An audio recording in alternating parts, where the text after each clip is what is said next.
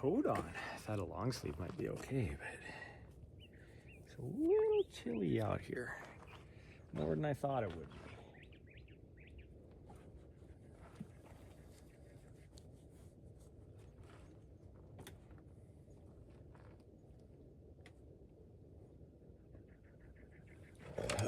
Ooh, excuse me.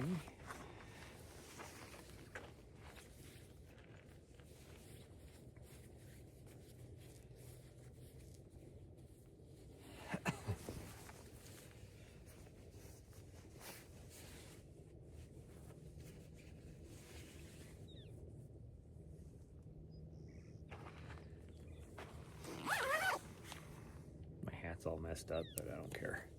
It's gotten kind of smashed in the last a little bit. Whatever. Ooh.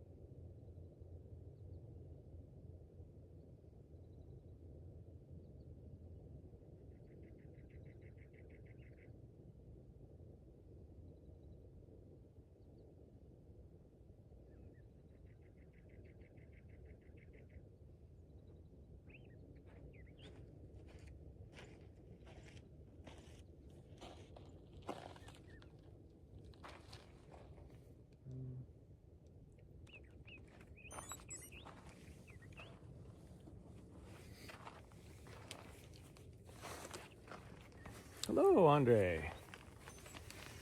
Oh.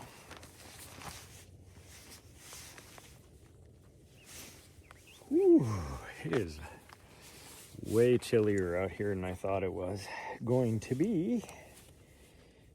But that's okay. I'll just wear a coat. I'll probably get too hot because I'm gonna warm up, but that's okay. I need to heat train anyways, which is what it's been nice. Like this weekend, it was about the same temperature as what I will be racing at. So how do I feel? I am exhausted after working this last weekend. Long hours on Saturday and even yesterday, really. And then just being on my feet for, 12 plus hours was a lot. Let's see, I got that, I got that.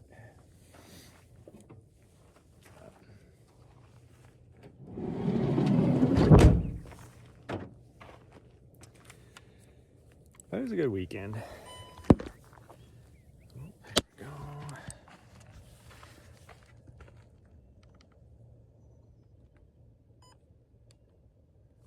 There we go. Ooh, I might wish that I have my gloves on. Okay, my gimbal. If you get dizzy really early or really easy, you might want to look away because I think I got to fix my gimbal here. Oh no, but it fixed itself good. Ooh, that made me dizzy. Guys, looking at the screen. I think we're just gonna do our 10K route today. We'll see. Might just get to the top of the ridge and decide against it, but good morning, Raccoon. But we're just gonna race this Friday out. We're just gonna take it easy. We'll do this climb up to the top and we'll try and do the 10K. We'll see. My legs are tired after being on my feet for so much this last weekend working that we will see how we feel after we get to the top. We might just decide to come right back down. I can't be out here too long because I have to go fill up my waters and that kind of, and gas up so I can submit my invoice for this weekend so that I can get paid. Indoor sprints today went okay. A bit sluggish to start. You're gonna get warmer weather too. Yeah, see, it's gonna get nasty here. All over here on the western U.S. is supposed to. I mean, you can see the clouds are already coming in. It's gonna be more rainy where I'm at right now, but it could potentially snow like up on the plateau over there, which would be about the same height as what we're going up to here. But it's like 80% chance of rain here this afternoon, so that's why I gotta try and knock out some things before then. So I don't know if I'll be able to stream tomorrow or the next day, and then Thursday I will be traveling to Vegas so I can check in since my race on Friday. So we might do a drains the soul out of you. No, I do videography for races. So there was a race here, a very high profile race that actually, I mean, the race course, we're going to be on part of it, but it cut right through here. And so I'm standing behind a camera for most of the time. I mean, I get to move around as well, but I am on my feet, and it was really hot yesterday. It wasn't too hot the day before. Like Saturday wasn't too bad, but it definitely drains you. And then I was working the finish line as well, and there I'm having to handhold my very heavy camera, as well as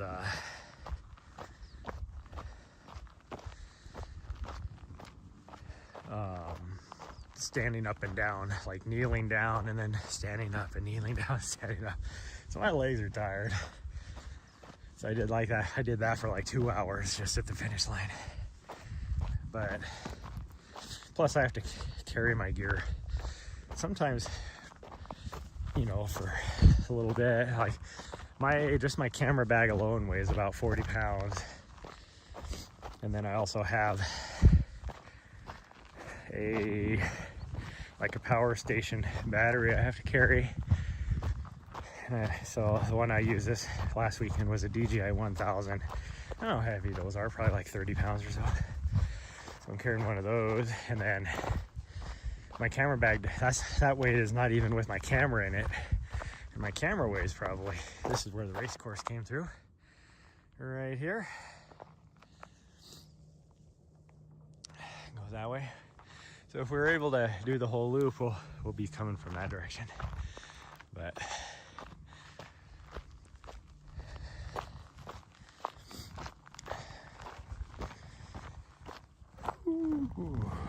but it's yeah,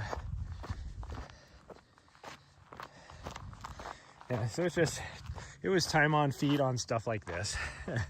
So it wasn't like, definitely not like concrete, but still a lot. It's more just having to stand in one place for me than anything. And yeah, I was moving around a little bit, but not the vast majority of the time. I was just standing in one place until the elites came through. Then I got to move, and then it's just high stress too. It's like I was at the start line, which is up on top of the mountain over there, or on top of the plateau. I guess it's not a mountain, it's a plateau. And then I had to go from there and make it to the second aid station, which is just a mile over this direction. Well, it's a 30-minute drive from the freaking start line to there. and they set course records this last weekend in both races, both days.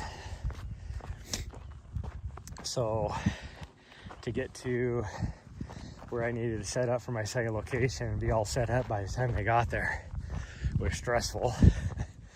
And then because you're racing the racers, and then I went from here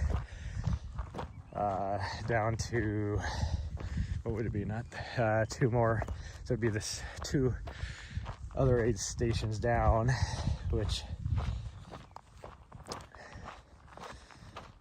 is also stressful because I couldn't leave here until we had our other camera feed up at the next aid station, and he's racing the clock just like I am. Well, so he's only getting up right before the pros got through there, the elites, and then as soon as he got up, I'm breaking down, which takes some time, and then I have to hop in the vehicle. And by the time I get in the vehicle, they're coming through his spot, so I have to race and try and get to the next spot, which is about a 20-minute drive, and then get set up. So there's just a lot of stress too. Whew. And Ari and Riley says, "Hooroo! Aren't you working? What are you doing?" What are you talking about?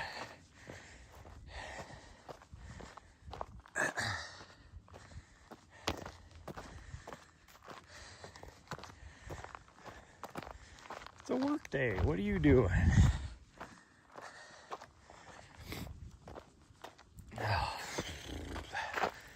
Yeah, I'm beat. Both mentally exhausted and physically exhausted.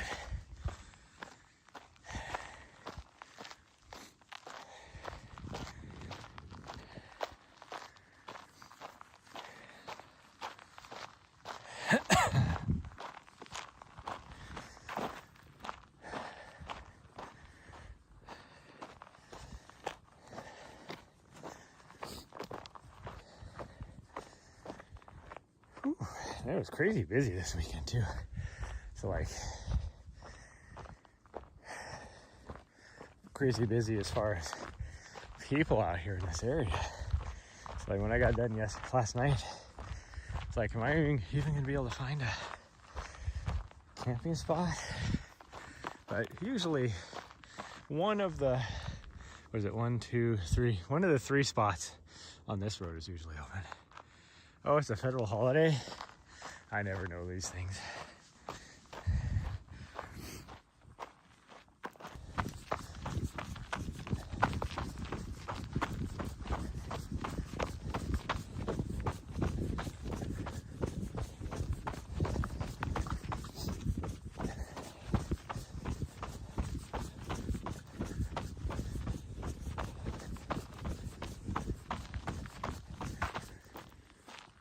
Oh.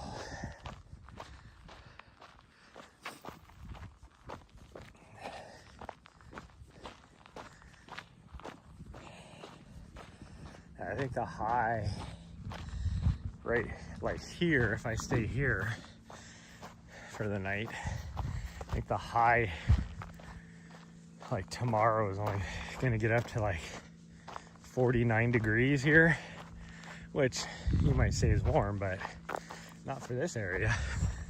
That's cold.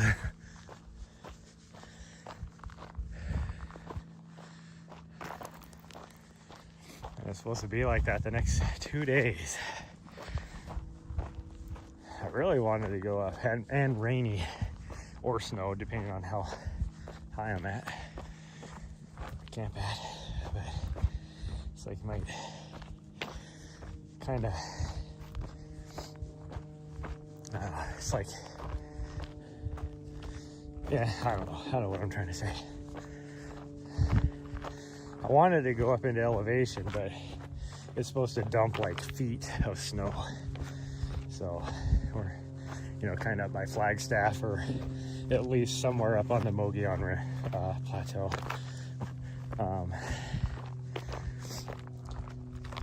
To get up at higher elevations, but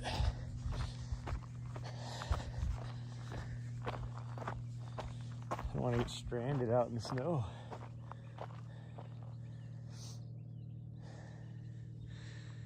Whew. Welcome to your world. Snow is melting a bit now.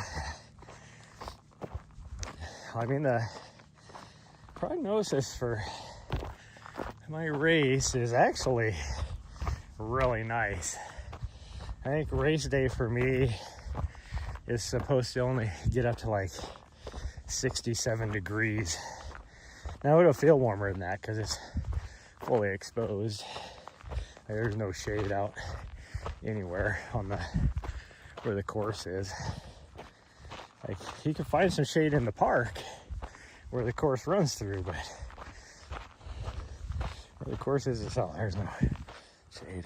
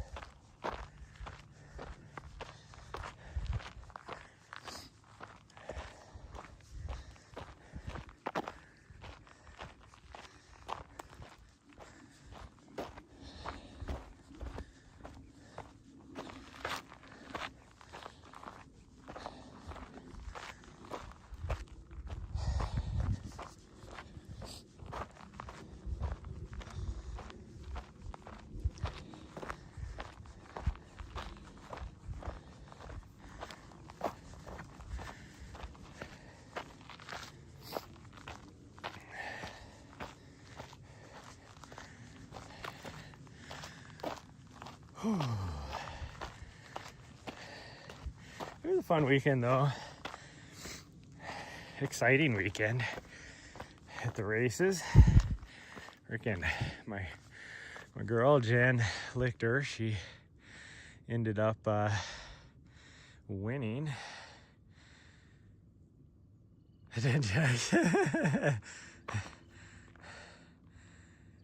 Oh, that sucks.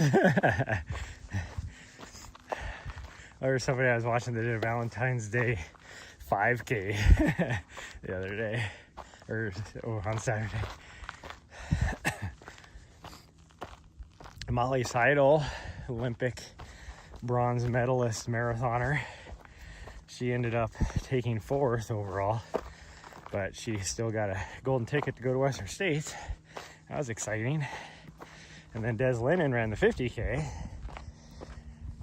She didn't do, I mean, it's such a stacked field, so it's hard to like come in and do well. Like, there's pro trail 50K people that she beat, so I mean, she did good still. I think she finished like 11th overall maybe, but really she was just there for the vibes more than anything.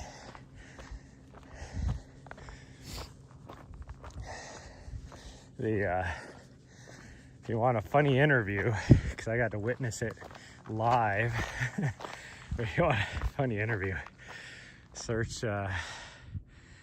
because there's clips of it all over the internet now. It would be the interview with Tara Dower after the Black Canyon 100K. It is hilarious. So funny. They've made memes about it already.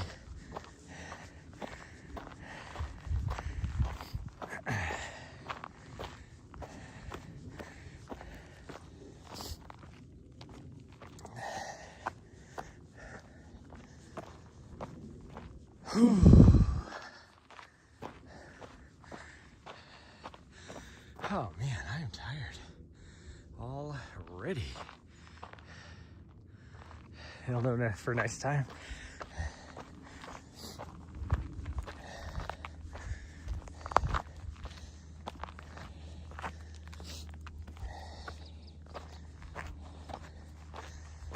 Sage Canada did really well. I mean, he finished 7th overall, which is phenomenal. Anyways, especially with some of the medical issues he's been having.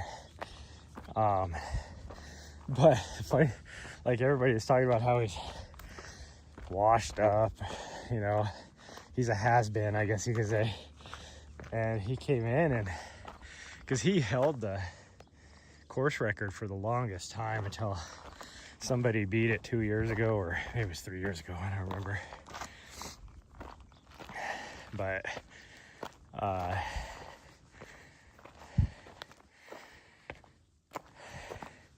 he ran like almost the exact same time as he did when he set the course record.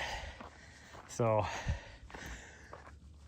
he's still just as good as he was, you know, back in, when the hell did he set that course record? Like 10 years ago, 2016 probably? Which says something.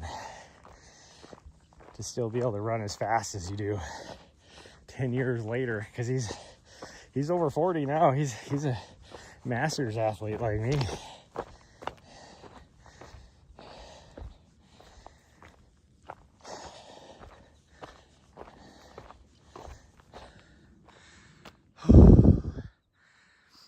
Okay. This might not go so well, because I am just struggle busting it up this hill. This might be we'll just go to the top of the hill, come back down. I think I'm just still so run down after the weekend. And I fell asleep so early last night. So I got like a good amount of sleep, but I think I'm just trying to get caught up over the whole weekend, because I was waking up at 4 in the morning to get to where I needed to be. And you know, I tried to, what would have been Friday night, I guess, I tried to go to bed early, but like I didn't know like what equipment I was gonna need until pretty late on Friday, after we got done doing all the shows we needed to do. And then I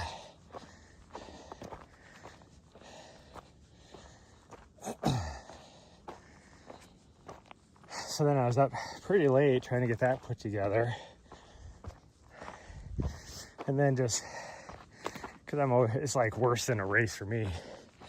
Like I could not sleep because I'm like stressed about trying to do the best I can. So I hardly slept at all Friday night. And then people have to be disrespectful, but yeah. Well, he even had those doubts himself, you know, really. He's talked about it openly.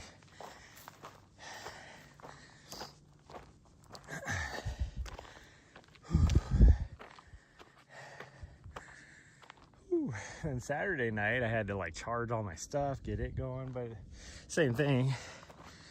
I actually did get to sleep at a decent time, but then just because of the stress of knowing the next day, you know, trying to be perfect, like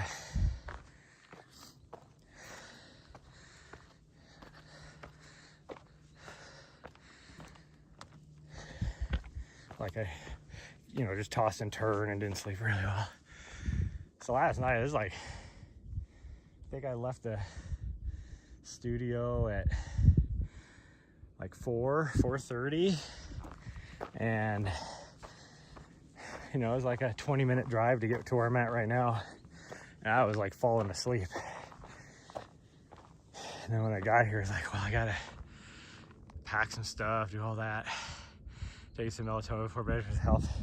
Yeah, it doesn't help for me. All melatonin will do is give me like nightmares kind of thing. Not really nightmares, but you know, vivid, super vivid stuff, which just wakes me up.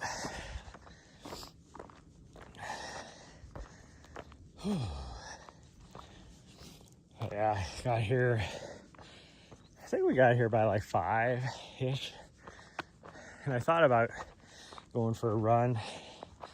It was like, well, I really just gotta break all my equipment down, put it away where it needs to be, all that kind of stuff. And then now it's like I wanted to rebuild my van this summer, do just some small modifications, but now I think I'm gonna be forced to because I did not realize. So my diesel tank sits right behind my driver's seat, and in hot weather, you know, just expanding gases and stuff, the cap has a vent on it, and it'll get a little smelly as the diesel fumes are venting, you know, so it doesn't blow up your tank. And I smelled it a little bit yesterday, and since it was warmer out, I figured that's just what it was. And then by the time I got here, it was so bad. I was like, what the heck? And so I looked back there, and what had happened is my cap had loosened up. It was like barely on there anymore, and I don't know if it was just because the gas heated up and popped it, you know, one groove or whatever, or what, or if it was just the vibration of driving on roads like this. But then, you know, the undulation of a lot of the roads I was on, what was happening is it was diesel is pretty much just pouring out the top of the cap, and so the floor on my van just got soaked behind the seat, and behind the seat is one of my walls, so the 2x4 and the bottom piece of shiplap on that wall got completely soaked. And you're never going to get rid of that smell or anything. It's not like gas where it'll evaporate off real easy. And then because my flooring ends right behind my seat, then it also got underneath my flooring as well. And it soaked my freaking window blind that goes on my driver's door. So that's all soaked with diesel, and it stinks. So the fumes are like just so bad. Like I had to have my back door cracked all night last night and put on extra blankets because it was so strong. How long will it take to rebuild? It won't take that long. Really, to do what I want to do. It's just like a couple days at the most. It's just having the weather cooperate. And in Montana, the weather doesn't notoriously cooperate until July. And I have to be like, well, for one, I won't be in Montana in July. I'll be in Colorado. In fact, I have I'm gone from like the middle of June on. And then it sounds like there's 2 more races that I'm probably going to get asked to work that weren't on my radar. One next month and one the month after.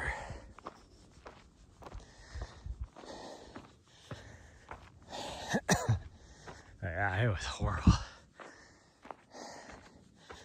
Even that's really probably why I'm struggling today, from freaking breathing fumes all day or all night while I was sleeping. Because I even woke up with like a little bit of a sore throat, like you could tell you were breathing stuff you shouldn't have been, and my sinuses were just so inflamed. And everything felt way better as soon as like a half hour after I woke up, I had the back door like wide open and the side door open a bit, so I get some airflow in there, and then I started feeling better after about half an hour. Whew.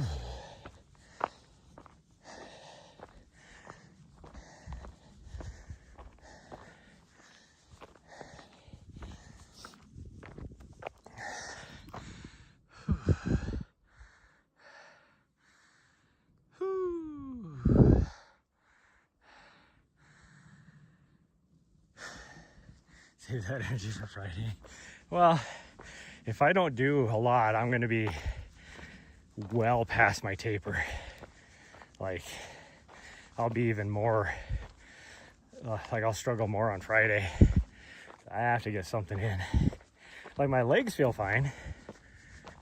I feel like realistically, if my race was tomorrow, it would be the perfect scenario, the way my legs feel right now.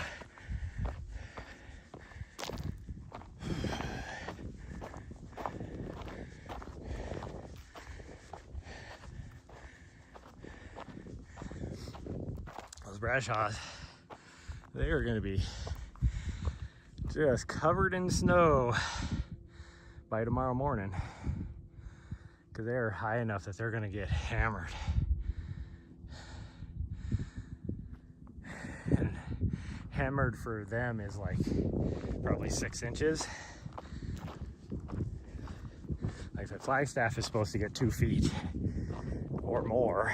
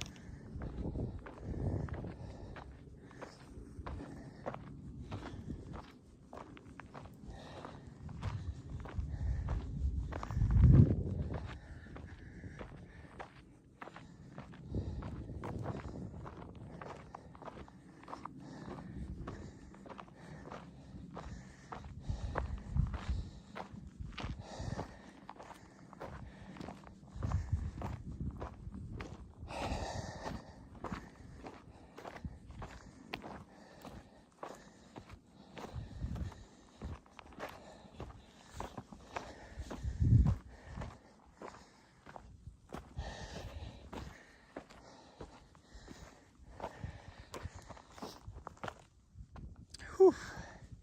Well, as you can see, we've continued on, so I didn't turn around. So there's that. I mean, I still could just turn around, but that back there is our normal turnaround spot. And we're just, even if I run walk most of this, I mean, the climb is all I've been walking. We're almost to at least the top of this little peak, and it's just up and down ridge with some pretty decent climbs until we get over to the other side over here. But I think we have time to get it done.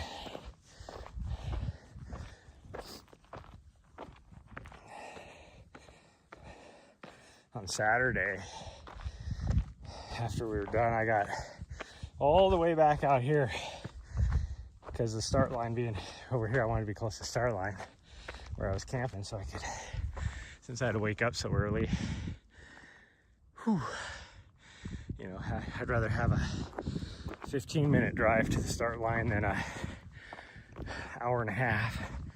But got all the way out here, started cooking some dinner, and then a lot of the peeps I work with were like, hey, we're gonna go get a run in if you want to go. And I'm like, dude, I'm like 40 minutes away from you guys now, already camped out, so I'm gonna have to pass. But man, saw pictures of it afterwards. It was a kick-ass run, but it would have been really cool to do.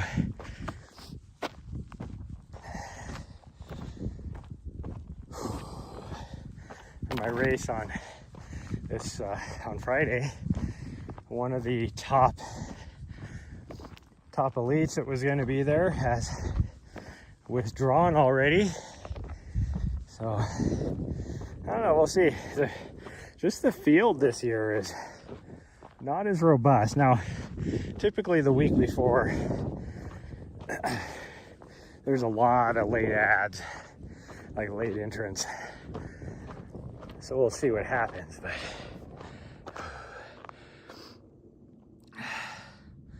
70s are nice. Done running. But you never know. Like I'm just gonna run my own race. Like I'm gonna start off trying to stay on pace for the time I want, but if I am not feeling it after 50K or so, my primary focus is just finish. But this race that I'm doing is, every year it's just a race of attrition. It's not necessarily the top 3 people that come into it that win, because out of the top 5, 4 of them might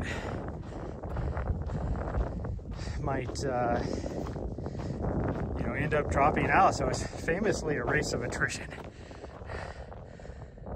Particular times, yeah, anytime faster than 15 hours and 40 minutes,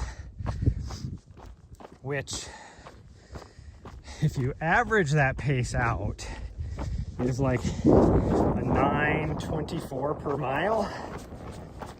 But if I just run a 9:24 per mile, I ain't gonna make it. Because you're gonna have, you're gonna have to stop to use the bathroom. You're gonna, you might have to change shoes, any of that kind of stuff, which just adds up time. And so you have to run a little bit faster.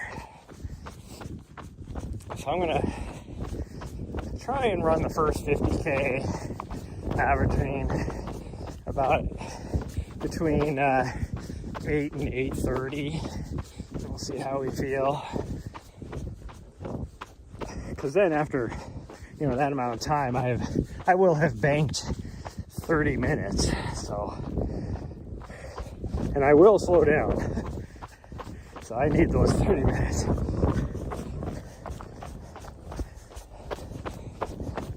I'm hoping I can at least maintain sub 9-minute mile pace for the first 100K. Because if I can make it 100K at that pace, then I can shuffle, a 10 and a half. And so I will have enough time to meet my goal. But you never know what's going to happen. For the last 2 years, I have suffered from cramping. So you never know. I'm hoping this year will be better.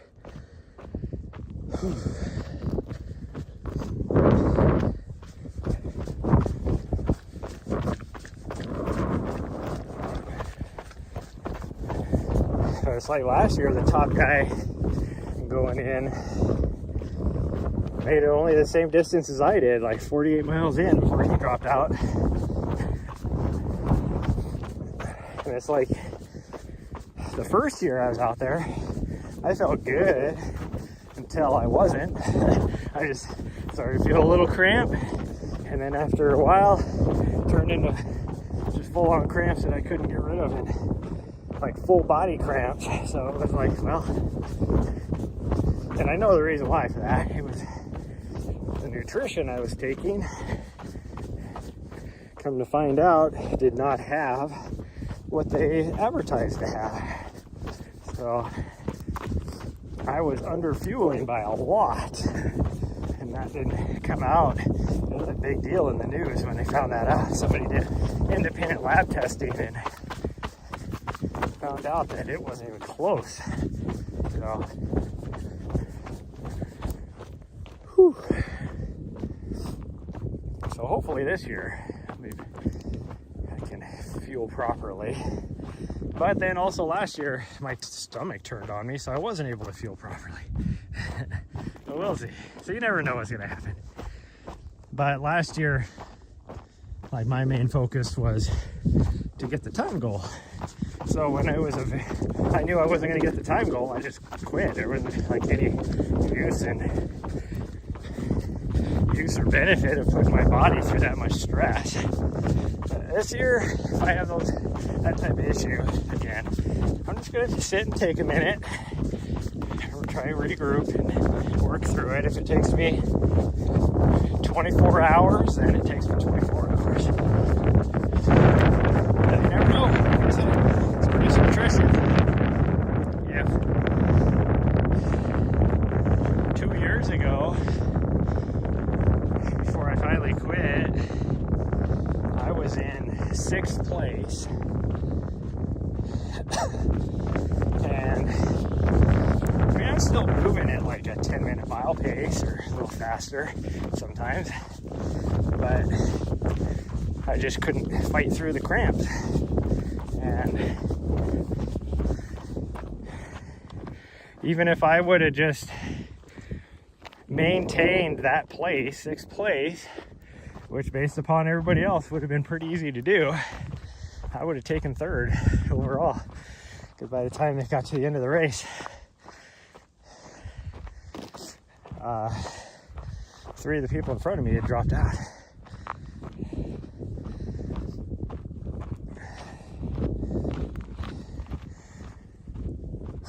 Now, if I would have maintained that pace, I wouldn't have met my time goal. I probably would have been closer to a 17-hour, but we'll see how, you never know. Like, I might feel great.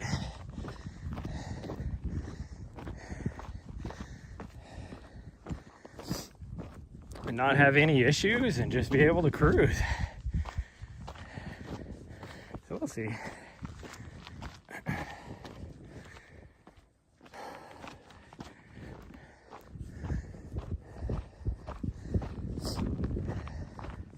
We all know after the first 50K if I'm going to meet my time goal or not.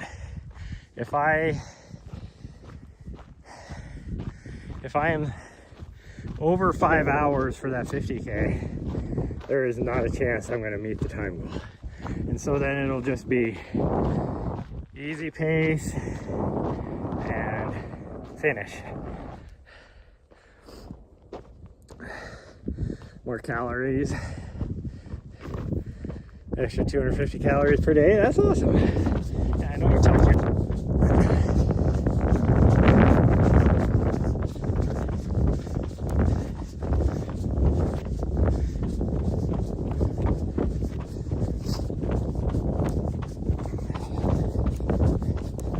Oh, it's crazy. The first 20 miles of the race on Saturday was right around, like, the pros coming through were averaging a 6 minute per mile pace, which for a trail race is just nuts. Especially as, like, this trail, it's not like super technical in the first 20 miles, but it does have some punchy parts, some little technical parts, and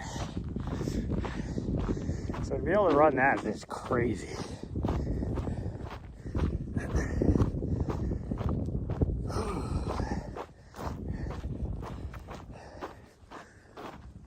It is so green out here, just nuts.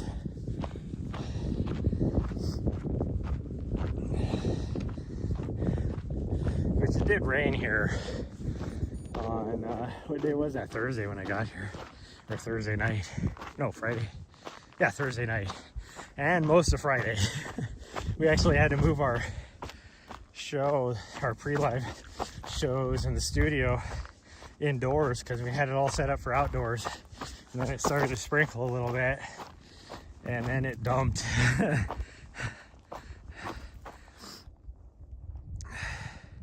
6-minute pace any day of the week. Yeah. Well, and that's for like 6 minutes per mile for the first 20 miles of a 61-mile race. Like, you're not even a third of the way there. And they don't really slow down that much for the rest of the race either. Now, the rest of, especially after the 30-mile mark, the race does get a little more, not even a little, it gets a lot more technical. And there's a lot more vertical gain that they have to do, like a lot more climbing. But even then, they still don't really slow down that much. Like, statistically, for the guys, it's like a 10%. It's like 10% slower. I think the ladies is like a 7% drop slower on the second half versus the first half. So that'd be like, you know, mile 30 for the first 30 versus second 30. And to me, that's crazy because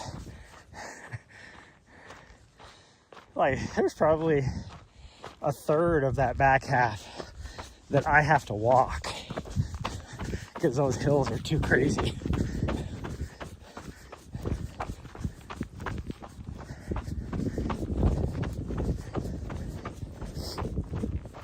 So to go from like a 6-minute mile pace to what would 10% be like?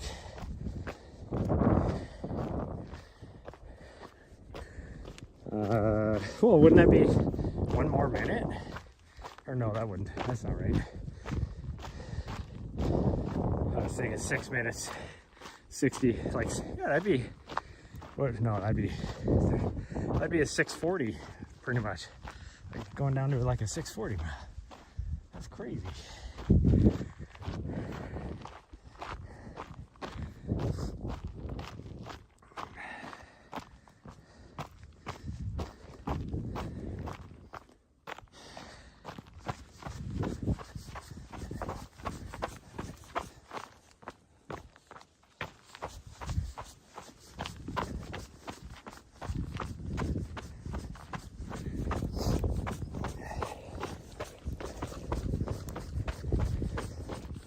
Be careful, I don't have the shoes I'm wearing. The lugs are a little worn down, so this could be a little slick. You know, dirt and gravel on top of smooth rock. It's a little slippery.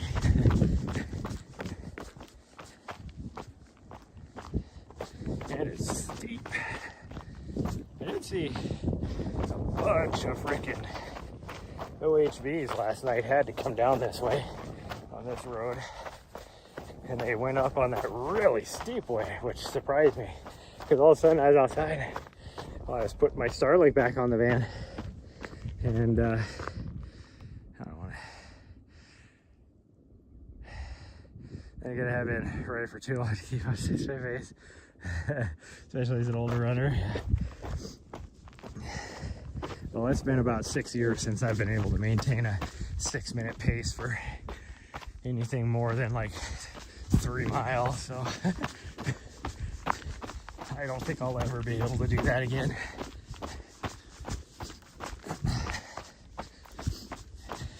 Yeah, I hear this noise, people talking and stuff. And I was like, where the hell is that coming from? And I looked up on the ridge line, and you could see like 4 side-by-sides up on top of the ridge. And you couldn't hear the side-by-sides. That means they were yelling above the engine noise to talk to each other.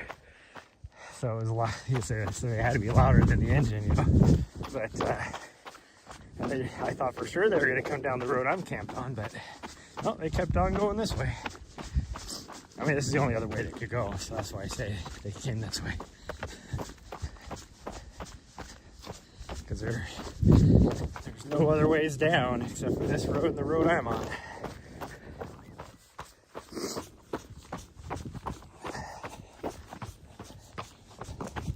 It's crazy just being down here too.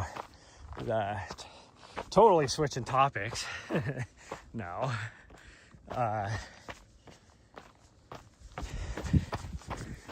But just thinking about solar charging and like having to charge all my equipment up and everything. I went from like 100% battery. I think by the time I woke up in the morning on Saturday morning, after everything had charged, I was down to like 83%. And in Montana, bright sunny days, you know, that we've had for the last couple of weeks up in Montana, that's like, in order to get back up to 100%, that'd be probably 4 days of charging. I got done Saturday night, and because it was a nice sunny day, and my batteries were back up to 100%.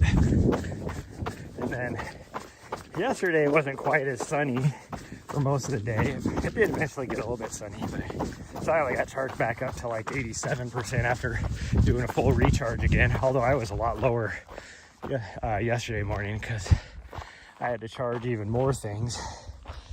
So I think I was down at like 79%. It's not like, but I still got like, what is that, like 8% charge, which is unheard of this time of year in Montana.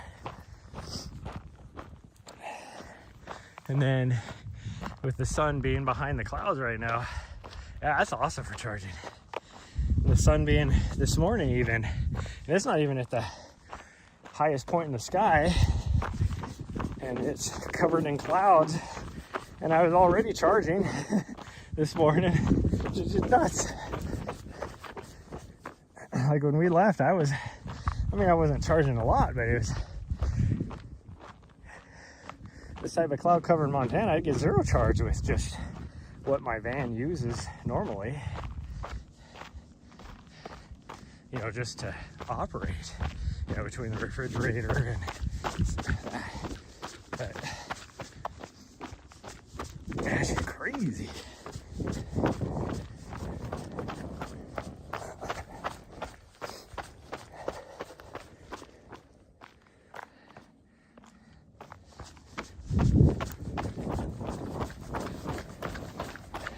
Which is nice because I got a lot of stuff I want to get done on the computer.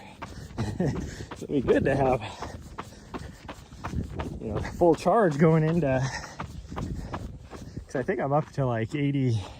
I didn't use hardly anything last night, so I think I started off this morning at like 83% or something, because nighttime is where it just drains because there's no charging, and you know, my refrigerator, especially being it's a little bit warmer, my refrigerator has to kick on and off throughout the night.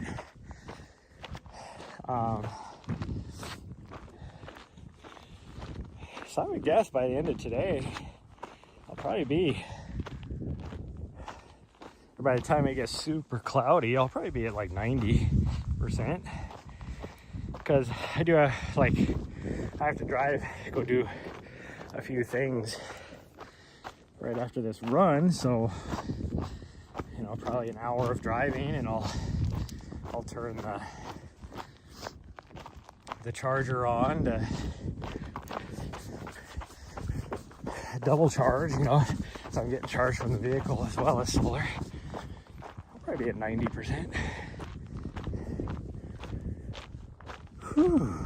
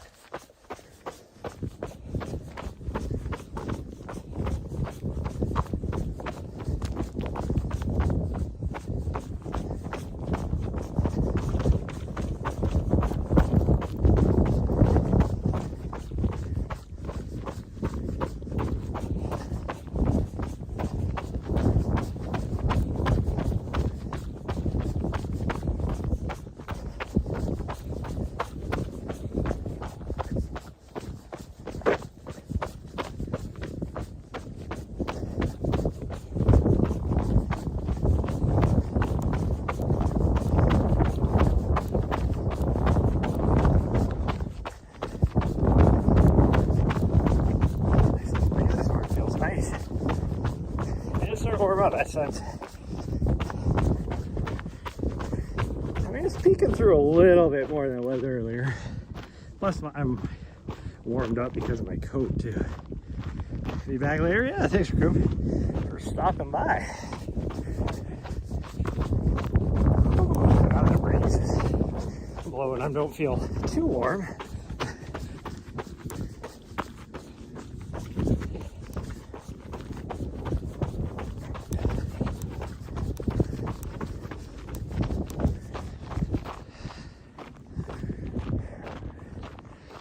Oh, it's like, why is my network connectivity an issue right now? I never have issues here. And also, it just came back.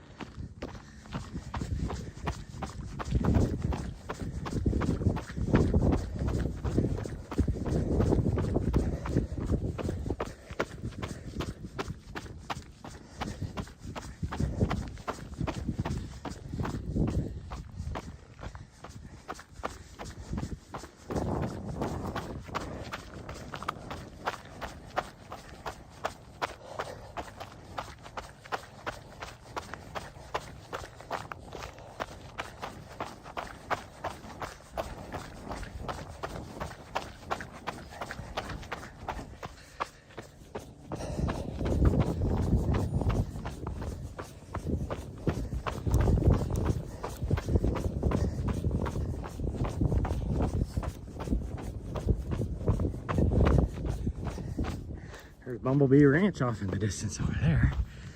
That's where the third aid station was, the 20-mile mark. It was funny, like, talking to one of the other videographers that they were sending out and about in these various locations. Not like our normal locations, just to try and get some of the other places. And I was talking to him, and he was telling where he was going, and he was like, yeah, they want me to go to the spot above Bumblebee. And I was like, can you show me where that is?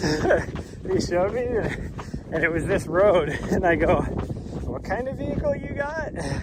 Because this was after he was talking about one location he went, he was scraping rocks a little bit, and he had like a freaking little Kia, what is it, a Sportage or whatever, like not an off-road vehicle by any means.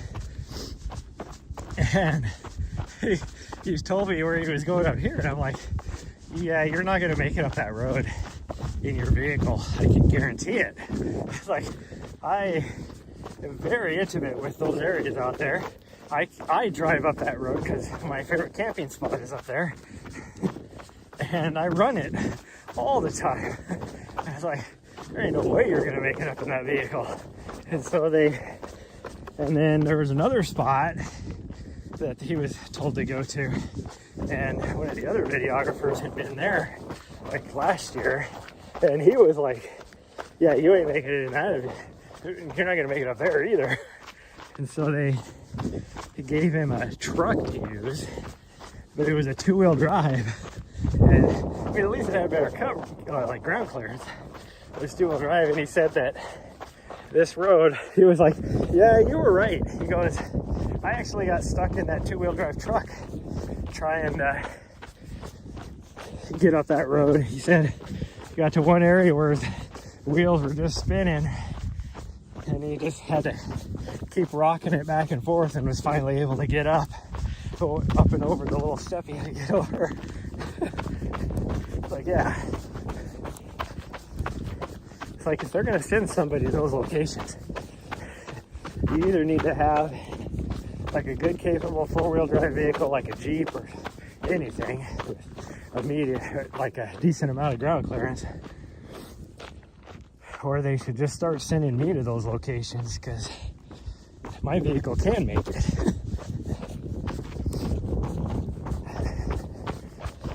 And really, I should have just sent me anyways, because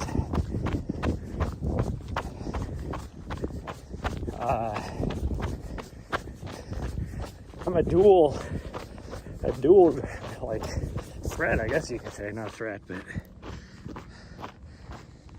I have my drone license and all my professional videography gear, so it's like I can do both out in these remote locations. There's the, I don't know if you can see it, but there's the trail right there. Kind of climbs up right there. We have to go way down there before we come back. And that section right there that I just pointed out is on this side of that ridge. I don't know if you can see that it's on this side of the ridge, at least all the way up until you get over this saddle right here. And I don't have very good signals. So that means I have to push myself so I don't lose the stream, since my network connectivity will diminish. But we'll give it our best shot. Of course, since I'm getting to that, where I'm going to have to do that, the sun is coming out even more. But I would rather be too hot. I had this conversation with people at Burrito League in Bozeman. I was like way overdressed all the time I was on there.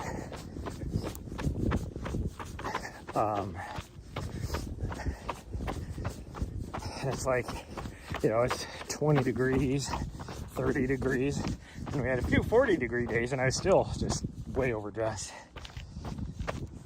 when I was out there. And they're like, why are you, like, take some clothes off, you fool? But it's like, you don't understand, my next race,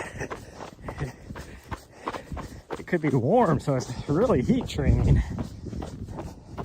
that's why even the last 2 days, well, for two reasons, I had my Hoka, it's like a really nice Hoka quarter zip on, long sleeve, and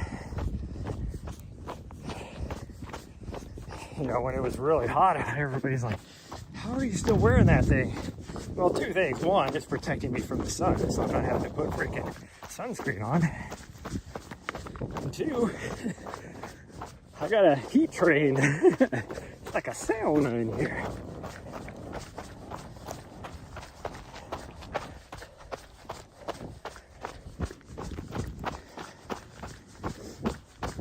I do not want to go into Friday and be like, why is it so hot?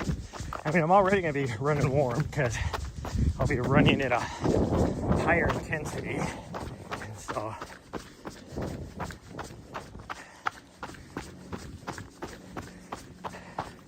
I need to be a little more acclimated.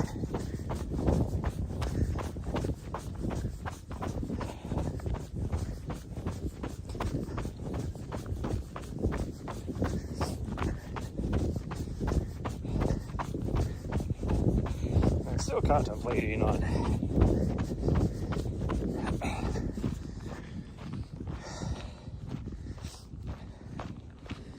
Thursday night getting a hotel room, but I don't know, we'll see.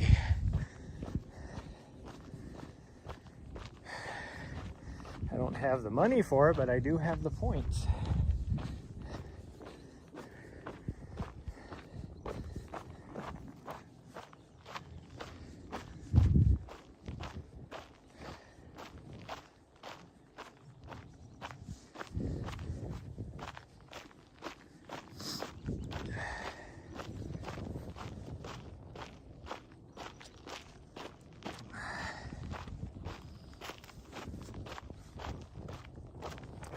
Drinking a little water.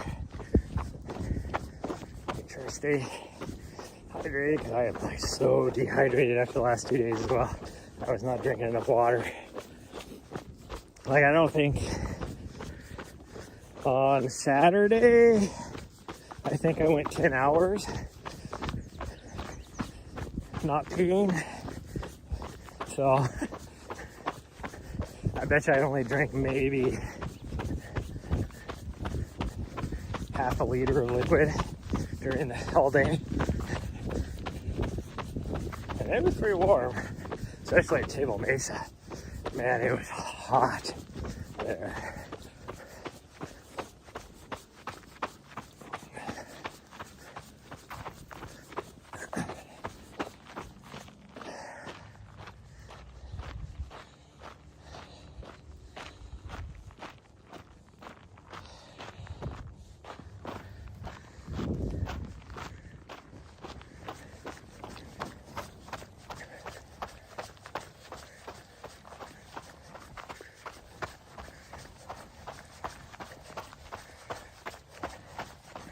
You know, there's a part of me that I will never do Cocodona again, or at least I have no plans to do it. I'll never say never, but I would kind of like to.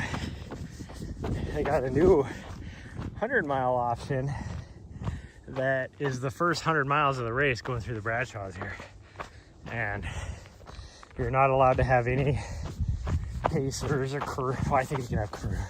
Can you have crew? I don't even know if you can have crew. I do know you can't have any pacers, but I don't know, that intrigues me. I did not have a good first day, and it was going through the Bradshaws. Like, it took me a day to go through those Bradshaws. It did not have. So there's a part of me that kind of wants to do that and try and put together a good 100 miles on going through there. Because other than the points where, because of the issues I was having, where it was just a sufferfest,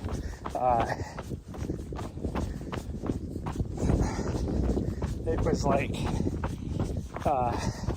one of my favorite parts. Everybody else hated it. Like, everybody talks about how much that first 50K sucks.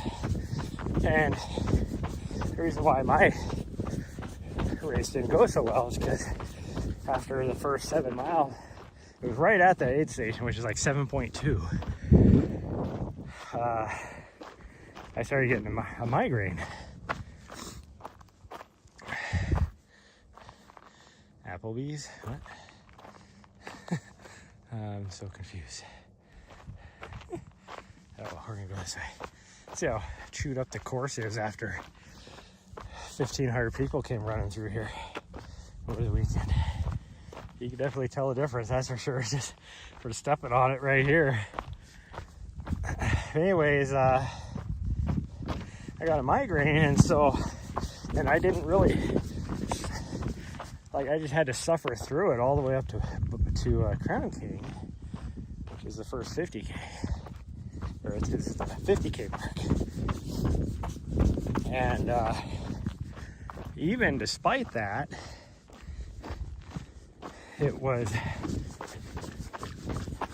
I enjoyed it.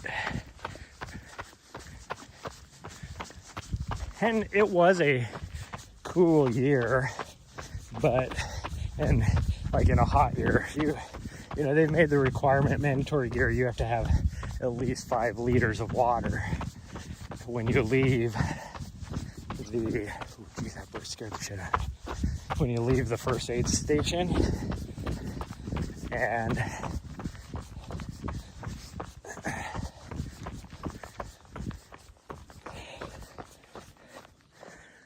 I think, like, we got to the first water point, and you're only allowed to take a liter there.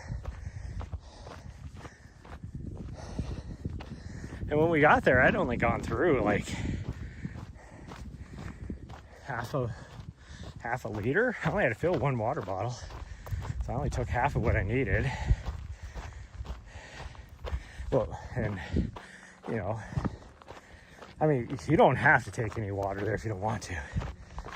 You just have to leave the first aid station and full up.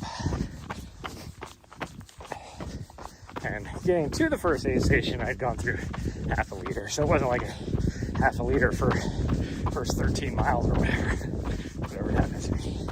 But I filled up, so I was full of water again. And by the time I got to the top, I'd gone through maybe another liter. So it was like total from the first aid station, I'd only gone through like a liter and a half. Maybe it might have been 2 liters. So,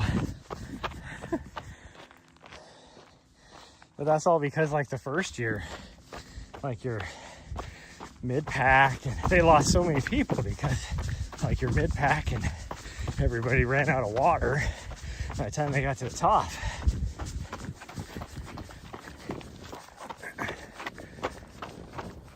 And even a lot of your elites had run out of water. Like, I'll never forget, well, even the third year was pretty warm, and Nick Knight, who's a freaking 200-mile specialist, was suffering so bad he had to take like a full regroup at one of the later aid stations, and like he ended up coming back to win it, but he went from like, gosh dang, he was down in like, I don't know, 60 something place. Might have been even further back than that. And then after that regroup, just freaking was on the hunt, and then came back to win. Now granted, the person that was in first place that year, again, it's a race of attrition, he started having medical issues. And so if he wasn't having those issues, Mick Knight never would have caught him. But there was like no way he was gonna catch him.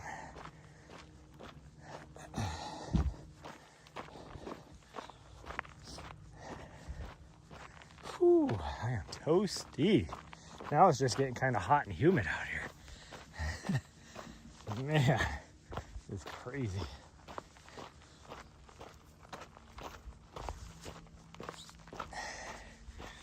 My legs are a little bit hot, and I'm wearing shorts.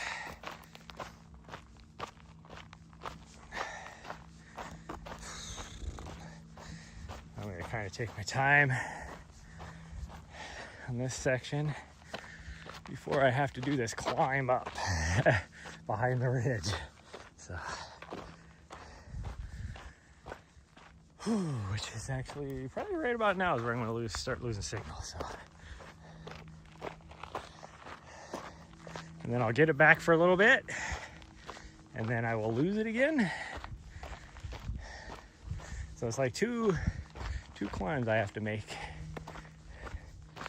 This actually isn't even the spot where I lose it. I mean, I might lose it really shortly here as we drop down into this wash, but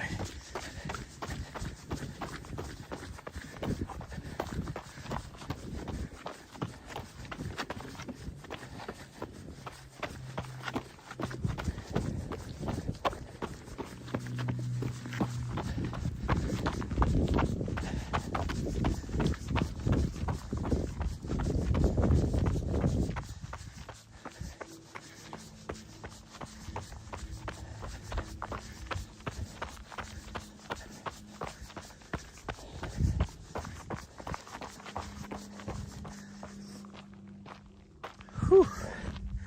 Okay.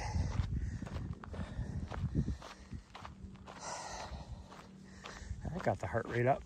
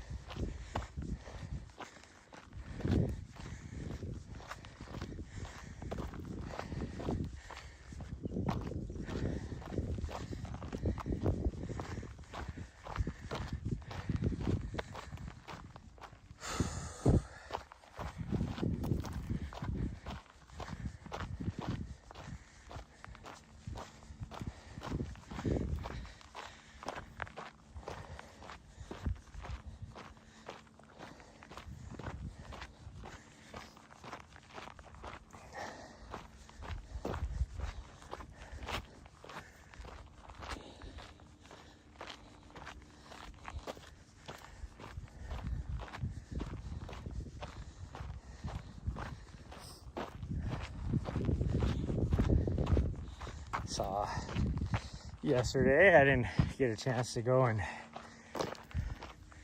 congratulate him or anything, but Chris Warden was out there on the 50K course, and he was able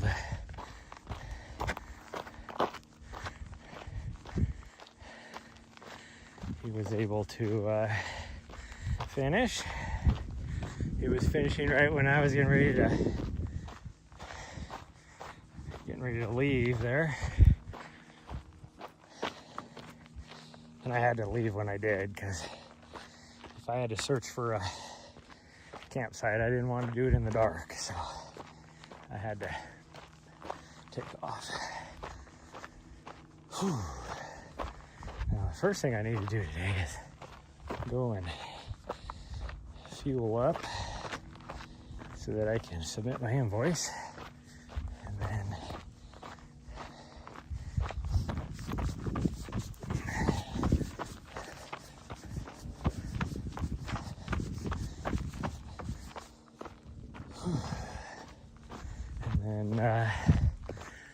we'll run over to the grocery store. Not because I need groceries, but I think I actually do need to buy toilet paper. I'll double check. So that would be the only thing I need. I need to fill up my waters. Take about, what will it cost? $7. Look at this, $2.50 for, well, essentially it's 50 cents per gallon. And I'll be doing 14 gallons. So $7. And I might fill up even 2 more gallons as well. I have 2 gallon jugs as well, which it would be nice to fill up just in case.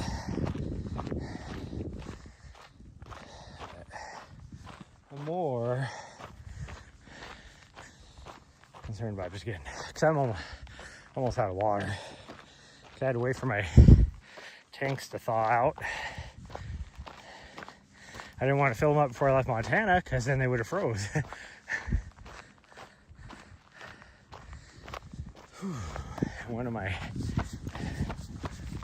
But the one that was hooked up was frozen when I left. And it was only maybe a third full, so I probably had like maybe 2 or 3 gallons in there. And I've been using those since I got here, so. Okay, now is when I gotta start pushing it, because I'm gonna lose signal. Oh, I do not feel like pushing it. Push it real good.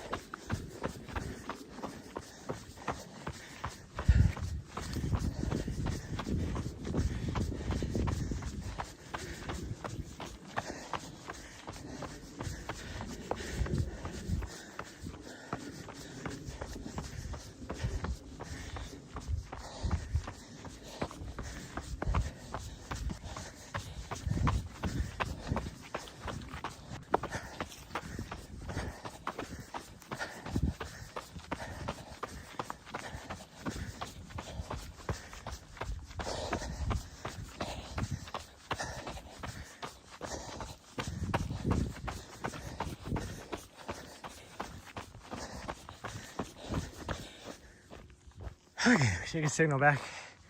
Oh yeah, we did. Nice. Huh. Well, I can tell you one thing. either the runners from this last weekend doing both races either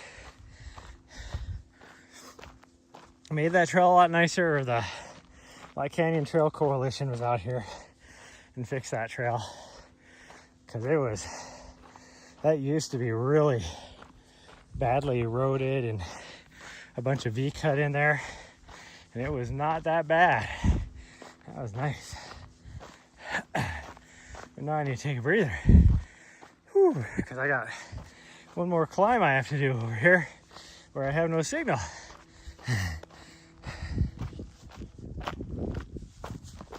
Even though this is slightly downhill, or at least flattish, let's take it slow and catch our breath. It was cool yesterday getting to hang out with Skylar Hall as my commentator. That was really cool. Me and him have done quite a few things together too. It was great. I like it every time I get to work with him. Like, I mean, that dude is a true professional when it comes to that stuff. And then even on Saturday, having Eric Jenkins with me. Never met the guy, but he's really cool. He was fun to be able to work with. And then he was like a host commentator all day yesterday for that race, and just did a fantastic job. I mean, even out here in the field, he did a great job. He's not even a trail guy. He's a freaking track guy. Ooh, and I got the hiccups because I drank a bunch of water before we started that climb, and then I was pushing it. So now I got the hiccups.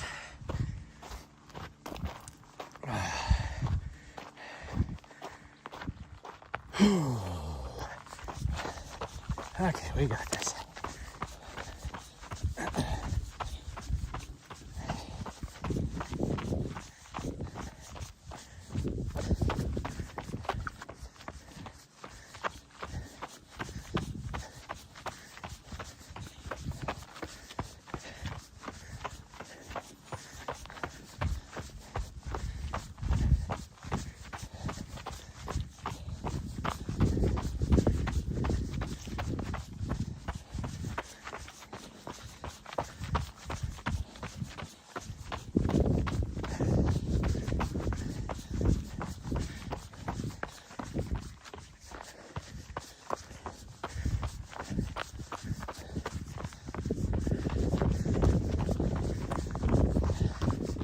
This section was pretty eroded.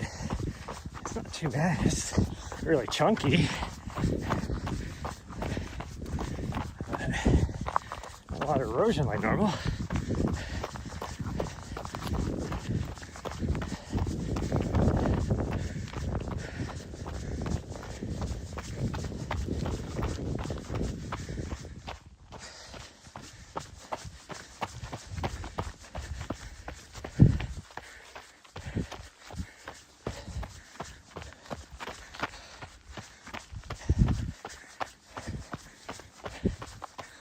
I don't want to signal yet. I'm pushing myself so hard. Usually I lose signal. Now that I've stopped trying to lose signal, I know it. Oh. I'm dying.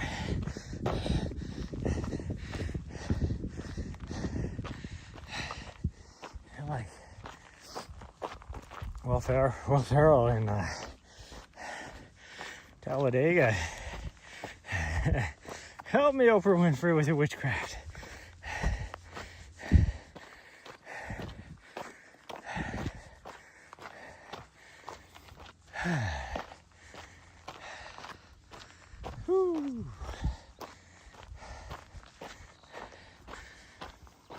Help me, Tom Cruise.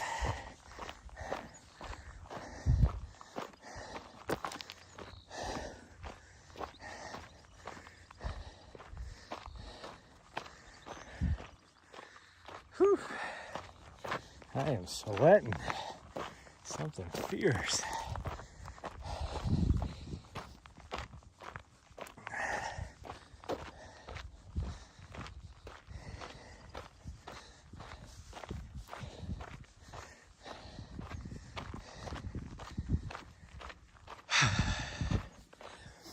Okay, we caught our breath.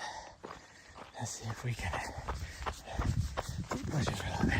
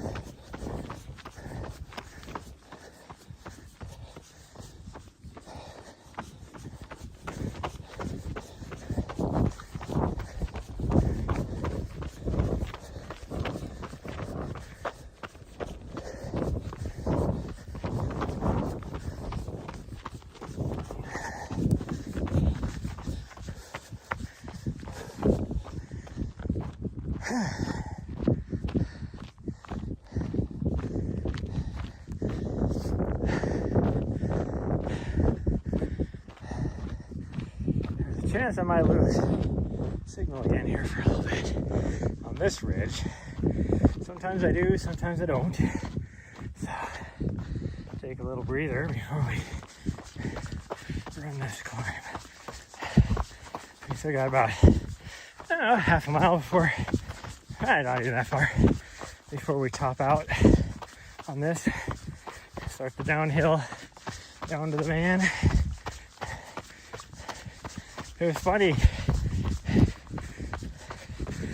listening to the commentators, and they keep talking about,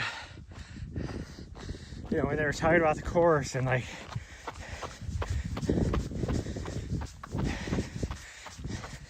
from Hidden Treasure, and nobody talked about how it actually climbs for that.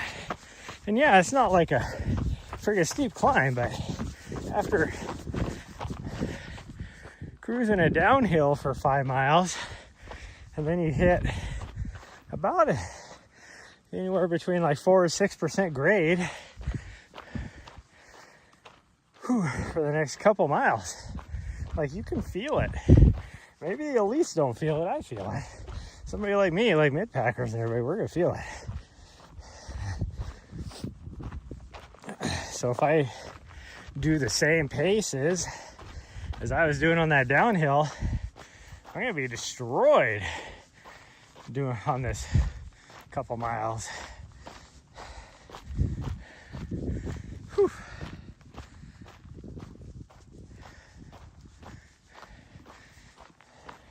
You can definitely feel the change in the weather. It is. Like that humidity level is gone from like 30% to what feels like 60%.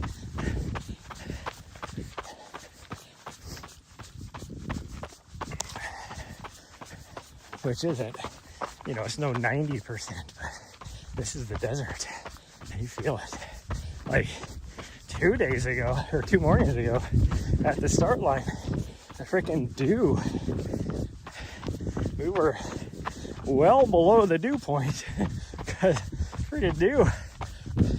I had a hard time using the touchpad on my laptop after like having my computer on for like 5 minutes because the dew was so bad.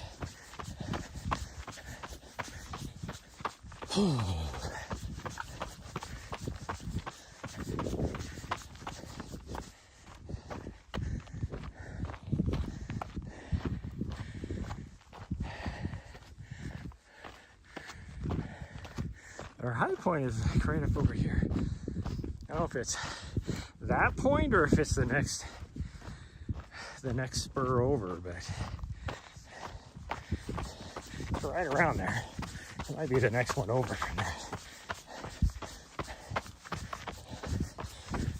Trying to see it from this direction is tougher than from the other direction.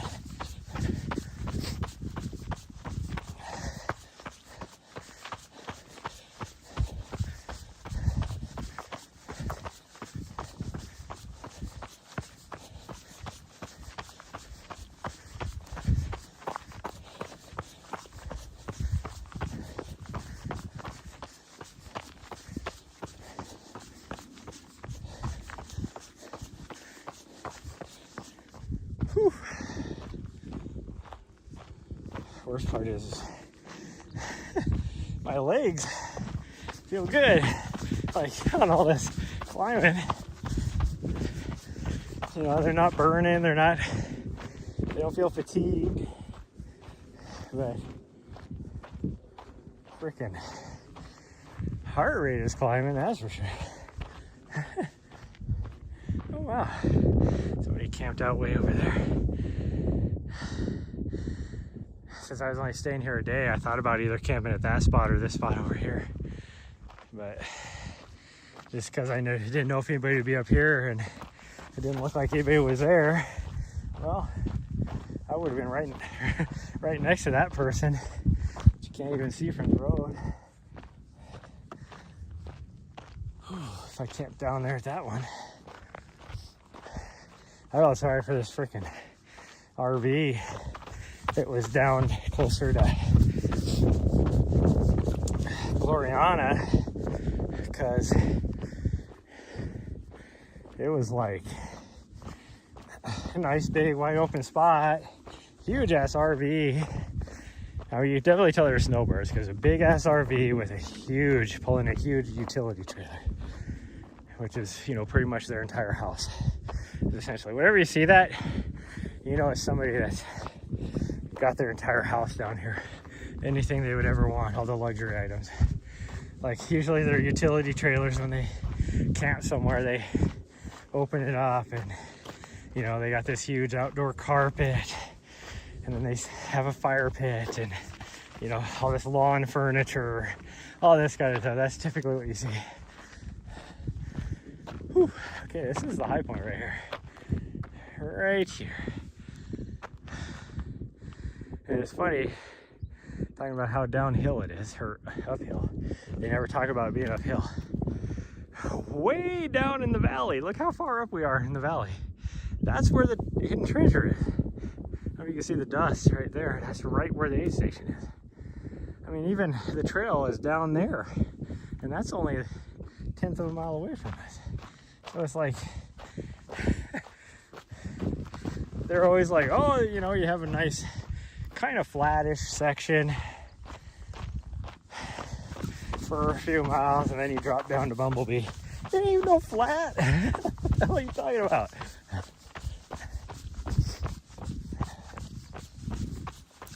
Anyways, get back to the RV. Because of all the stuff from the race, like one of the trailheads, and this is what pisses me off actually, one of the trailheads, in fact it's the only trailhead for that section of the Black Canyon Trail, people will park there, all their trucks and trailers with their side to unload their side-by-sides and stuff to go, you know, four-wheeling for the day or whatever. And they hog, it's not a very big parking lot anyways, and so it's like 3 trucks and trailers will pretty much hog that entire parking lot, and so anybody wanting to use the Black Canyon Trail wouldn't be able to do it. But also there's other little spots, pull-off spots around there too, that were tons of people being parked at, like all your media, because there's no parking at the aid station. It's all your media, but it had all those parks. So these people had to park further down, which is where they chose, is where this big ass RV was. So here there's these snowbirds from who knows where that think they have this awesome camp spot, and they just got completely overrun with like 20 trucks and trailers, people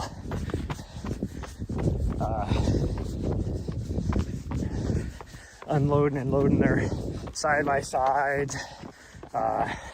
People with their four-wheel drive vehicles were stopped there. Like when I came through yesterday, that's where they were stopping to put air back in their tires since they were getting ready to jump back on the highway. Sorry about having to see the side of my face. I gotta plug the camera in.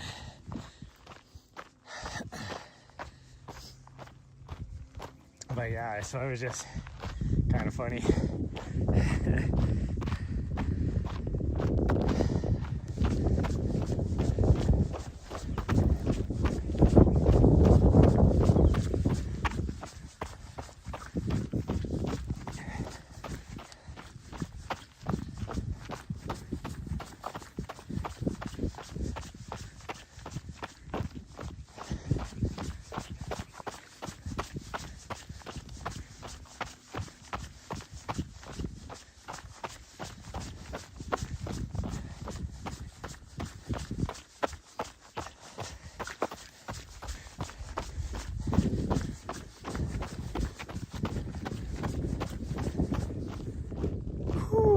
I need to email Zach and be like, hey, what races do you need me for? I just need to get my schedule locked in.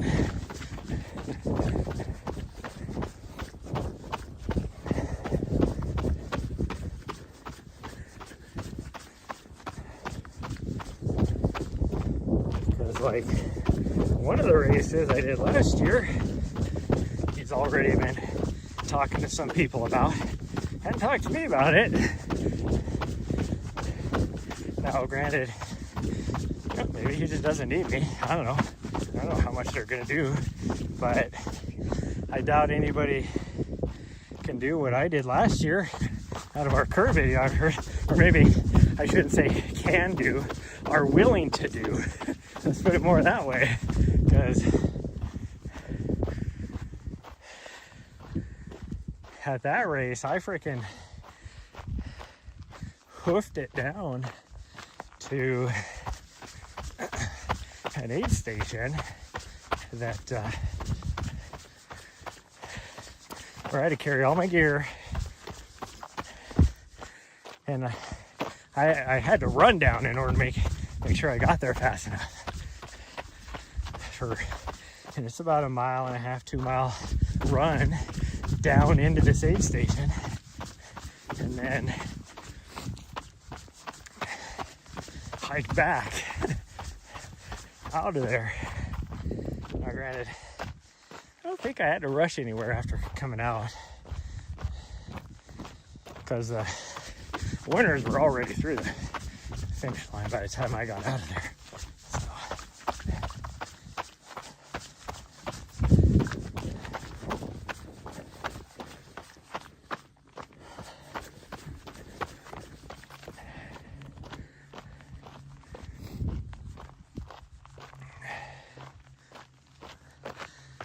But it's like, I need to know, especially being that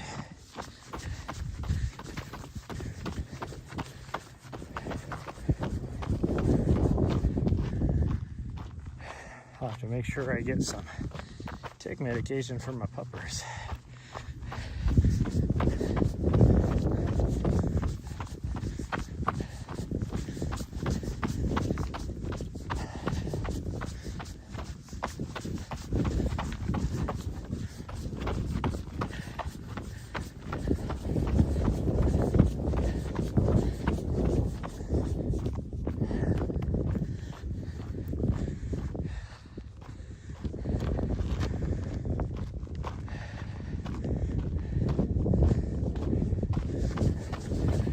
Last year there were so many ticks there, and I hadn't had her on it yet, so I had to go do an emergency buy some topical stuff.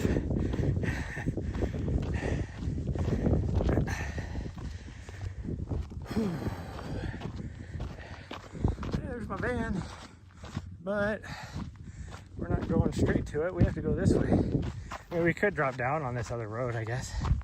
That'd be okay, because we're over 10K, so that's okay. Whew.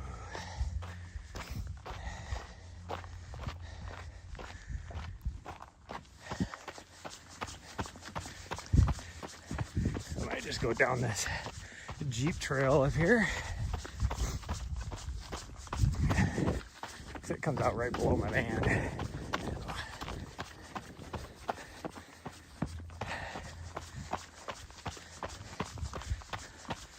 Or we could just take the trail all the way over. Who knows? See how we feel. I'm not gonna be, based upon the weather forecast, I'm not gonna get a lot of miles in the next couple days, so should probably get a bit more today.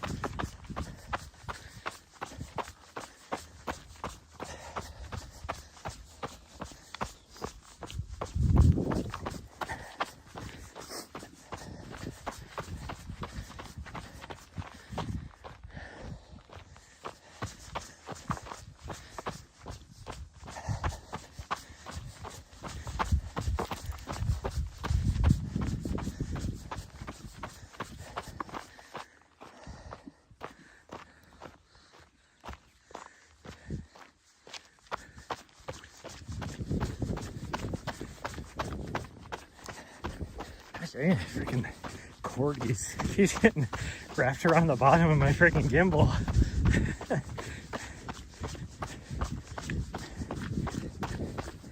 Like, stop doing that.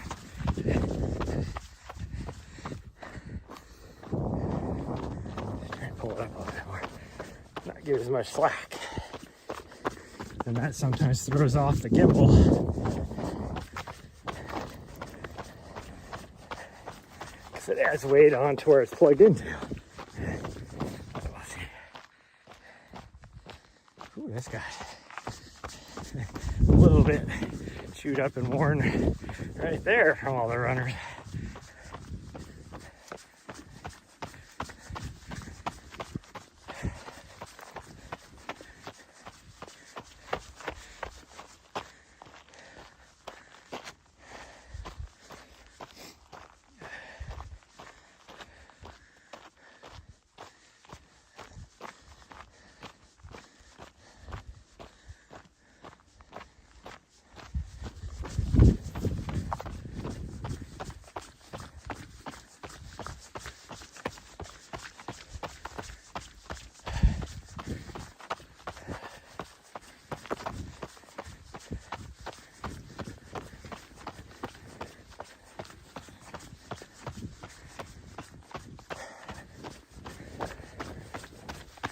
This is a deep trail, but I think we'll just go down to where this trail crosses the road I'm on. It'll be okay.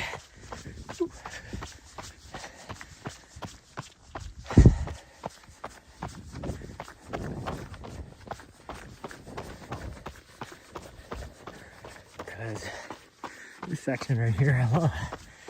Got these nice green bushes.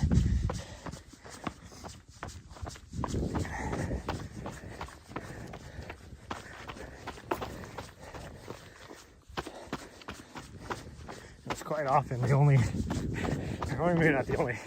most green spot in this couple mile section. It's right there, right here in this little side.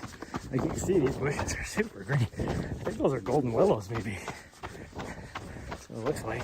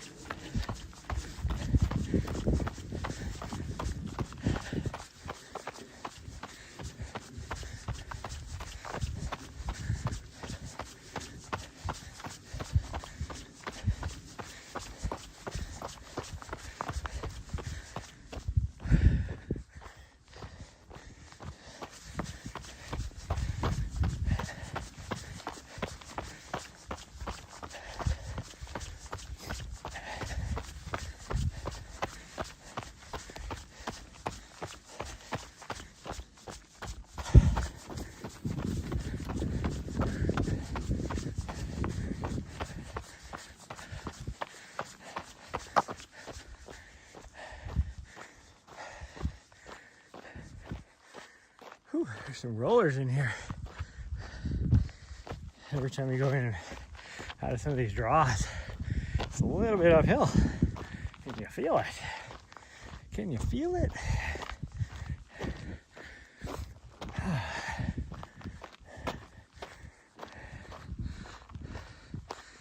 We're almost to our road intersection. Oh, that's so freaking hot. Which you might say, Shad, take your freaking coat off, you dumbass. But I'm heat training right now. I can't.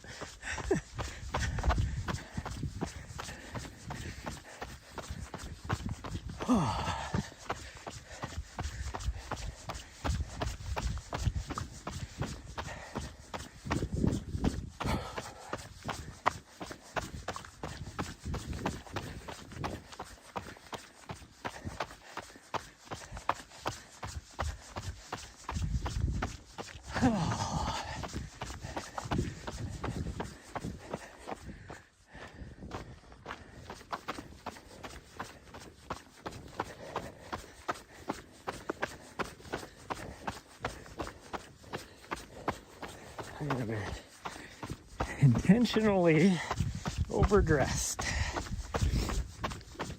And for those of you that have been here since the start of the stream, I even said that. So I'm gonna put my coat on because it's chilly out, but I will get really warm in no time at all and be overdressed.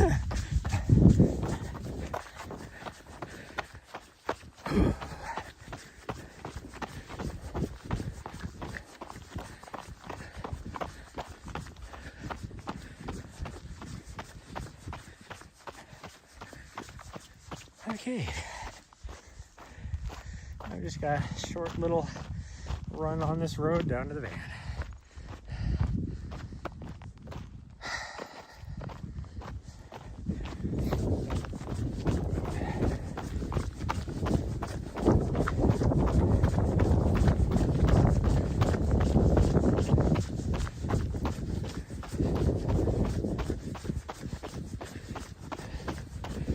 Problem I've noticed the last year, like I'm probably able to run like a fast trail run anymore. It's pretty much non-existent because it's like my brain can't process what my eyeballs are showing it fast enough. So like a lot of these rocks, I have to be so careful. Because, like, you know, they say you should look, 10, 20 feet ahead of you on the trail. But if I do that, I'm going to trip and fall on something.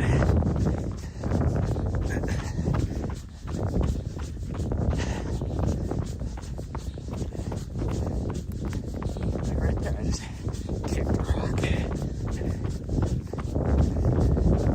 And I don't know where it came from.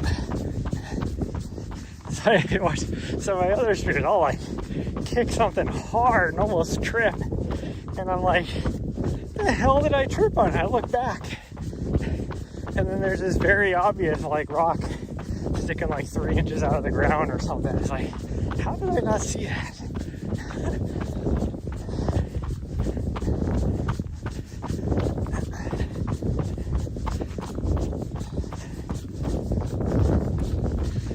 Or what is often the case of I see it and then it's like, how the hell did I hit it? I saw it there, I thought I stepped over it.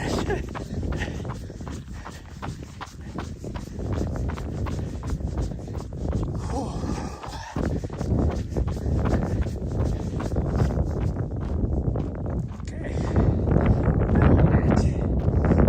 a little over 7 miles, not too shabby. Shabby. Somebody's cruising down the road down below us. There was one guy that when I was driving in last night, just right over here, it's like a really sandy section on the road, and he was in this big jacked up truck, And he went by me, and I'm like, dude, like you were gonna be full line, because it's a sharp corner. And I looked in my rearview mirror as dust was flying everywhere, and his ass end went sliding out, flying out behind him. Damn near rolled his truck. But that's the way people drive out here. Makes zero sense to me. But whatever. Okay, everybody. That's gonna be it for today's run. Not sure if we're gonna go for a run tomorrow or the next day, because the way the weather is supposed to be. So I'll try and keep you guys posted. I'll put a story up. But yeah, that that actually felt pretty good. I struggled at the beginning on that climb, but other than that, I felt pretty good.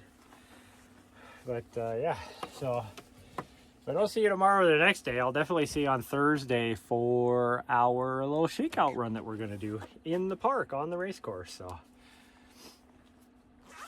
yeah, so thanks everybody for joining me today, and I will see you guys whenever the next time happens to be. But bye everyone, love you all.